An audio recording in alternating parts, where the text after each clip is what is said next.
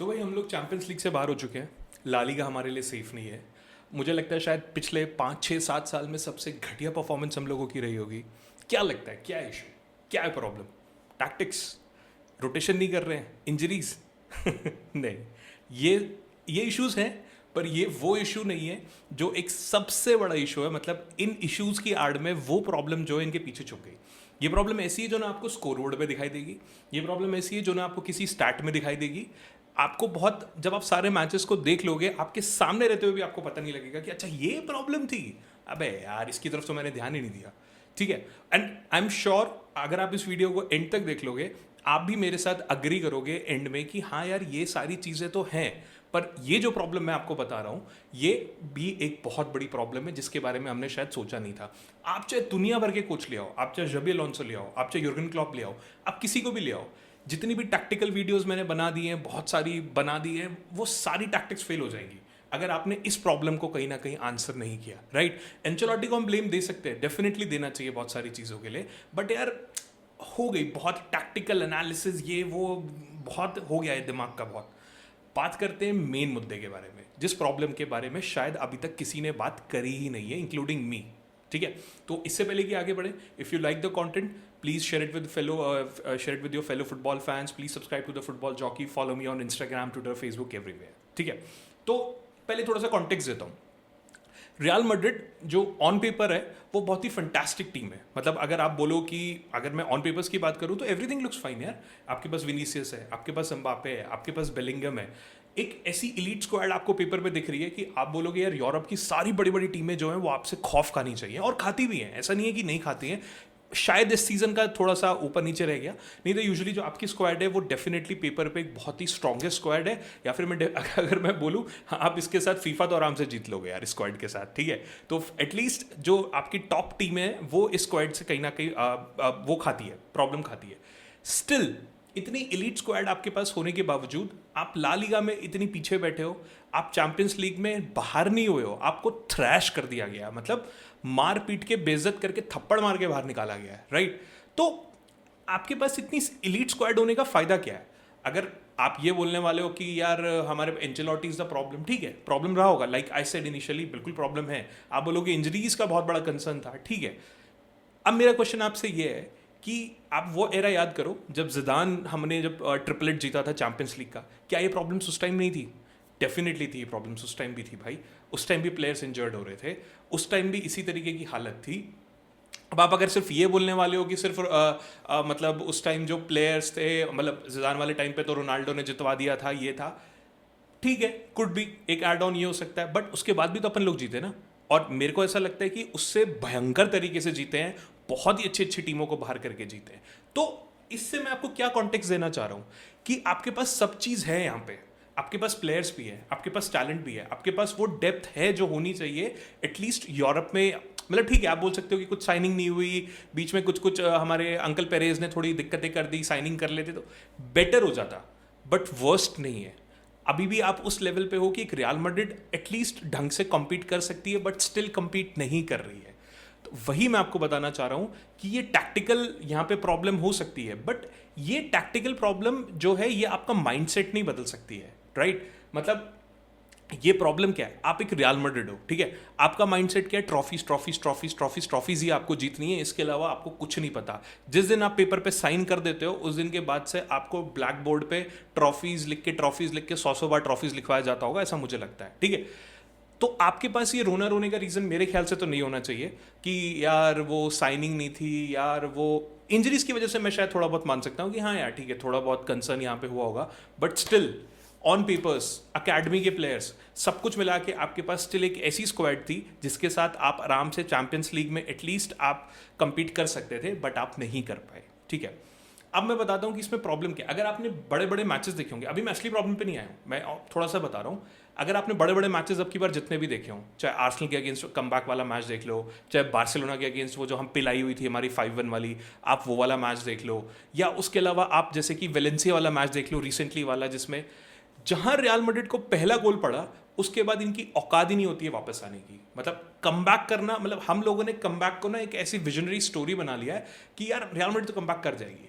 वो कमबैक दूसरी real Madrid करा करती थी, वो एक वैसी रियल मैड्रिड करा करती थी जो एक्चुअली कमबैक करना चाहती थी। आप अभी का कोई भी मैच उठा लो, शायद कोई इक्का दुक्का मैच होगा जहां पे आप लोगों ने वाकई देखा हो कि दूसरी टीम ने 1-0 या 2-0 कर लिया, उसके बाद आप 3-2 जीत गए या 4-2 जीत गए। पहले टाइम पे ये हुआ करता था, राइट? तो ये जो बड़े मैचेस में या फिर जो इंपॉर्टेंट मैचेस हैं उसमें एक जो रिएक्शन होता है, एनर्जी चाहिए होती है कि वो एनर्जी की यार हमने 2 गोल खा लिए, कम ऑन मैन कर लेंगे, we are Real Madrid, Santiago Bernabeu पे खड़े हैं, है ही नहीं कहीं, राइट? बड़े बड़े मैचेस में ऐसा लगता है कि जहां 1 गोल पड़े, 2 गोल पड़े, सबका रिएक्शन जब कैमरा एंगल पड़ रहा होता है तो सब लोग जो बर्नाब्यू की स्कोर बोर्ड होता है ना उसकी तरफ बस ऐसे करके देख रहे होते हैं, दैट्स इट। उसके अलावा कोई मतलब कोई एनर्जी नहीं, कोई इनिशिएटिव नहीं, कोई ऐसा नहीं कि कोई स्टेप अप करके जो केओस हुआ है, जो वो हो रहा है उसको रोकने की कोशिश यहीं पे कर रहा हूँ। ऐसी रियल मैड्रिड मैंने कभी नहीं देखी भाई। आपके पास अगर मैं सारी चीज़ें हटा दूं, जो आपकी प्लेइंग 11 है वो अभी भी सबसे यूरोप में बहुत ही इलीट प्लेइंग 11 है। Mbappe, Vinicius, Rodrygo, Bellingham, Ceballos, Tchouameni, Modric, Mendy, Rudiger Garcia, Asensio बन गया है, वेलवर्डे आपके साथ राइट बैक खेल रहा है, थियागो कोर्टुआ, भाई one of the best players आपके पास अभी भी हैं जो हर तरीके से compete कर सकते हैं, बट क्यों नहीं कर पा रहे? इनमें से ही आधे प्लेयर शायद पिछली बार बहुत अच्छा खेल रहे थे, विनीसियस, रॉड्रिगो को ले लो, और अब यही प्लेयर आपके साथ है, अभी भी तो आप अच्छा नहीं खेल पा रहे हो, राइट? तो वो जो एनिग्मा और जो फायर आपके पास बड़े बड़े मैचेस में होनी चाहिए वो इनके पास है ही नहीं। जहां पे पहला दूसरा गोल पड़ता है वहीं पे रियल मैड्रिड खत्म की, हे भगवान अबे यार अब कौन गोल मारेगा भाई, 2 मार दिए गए इन लोगों ने, अब क्या करें भाई? ये जो एटीट्यूड है ना, ये रियल मैड्रिड को इस सीजन परेशान करता रहा है, और एक इलीट स्क्वाड के साथ ये एटीट्यूड होना मेरे को समझ में नहीं आता भाई, ठीक है? तो अब मैंने आपको कॉन्टेक्स्ट बता दिया, आपकी इलीट स्क्वाड है, ये इंजरीज एंड ऑल दैट, ये सिर्फ मुझे लगता है थोड़े से एक लेवल तक ठीक है, बट रियल मैड्रिड के लेवल पे आके ये सिर्फ बहाना है। उसके बाद बड़े बड़े मैचेस में आपका कोई एटीट्यूड ही नहीं है विनिंग, आपका कोई कमबैक गोल नहीं है, आपका कोई एक मेंटालिटी नहीं है जहां पे आपको लगे कि हाँ यार मैं कमबैक करना चाहता हूं या मैं कर सकता हूं, राइट? अब इसके बाद आता हूं मैं उस बड़ी प्रॉब्लम के बारे में जिसके बारे में हर कोई मतलब देख रहा है पर उसके बारे में कोई बात ही नहीं कर रहा, या फिर बात करना ही नहीं चाहता, या पता नहीं कोई ध्यान ही नहीं दे रहा, विच इज लीडरशिप। मेरे हिसाब से रियल मैड्रिड की सबसे बड़ी प्रॉब्लम इस सीजन जो है वो है absence of a leader. Pitch के ऊपर आपको एक लीडर चाहिए होता है। आप इसको ऐसे समझो, आप अपने पिछले सारे सीजन उठा लो, मैं कह रहा हूं पिछले 10 साल के सीजन उठा लो, आपके पास किस तरीके के प्लेयर हुआ करते थे? कसियास, रामोस, पेपे, क्रिस्टियानो रोनाल्डो, बेंजेमा को आप शायद थोड़ा सा साइड कर दो, रोनाल्डो, कसियास, पेपे, मार्सेलो, इवन रामोस, आप इन 3-4 प्लेयर्स को उठा लो।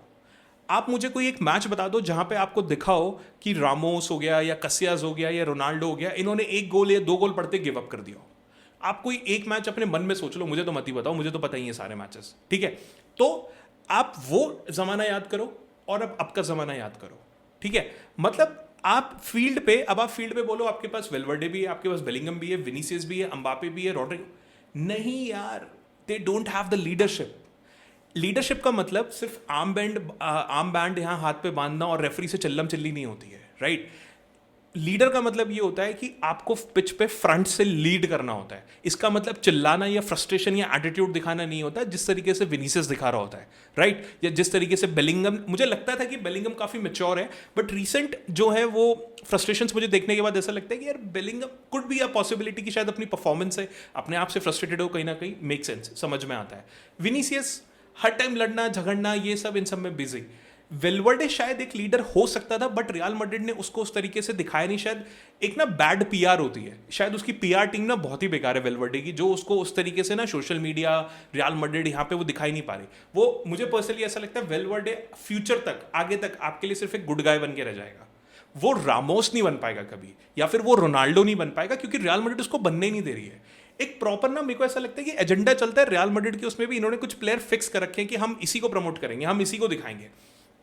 आपको विनीसियस को दिखाना है, दिखाओ, ठीक है, तो उसका एटीट्यूड तो ठीक कराओ।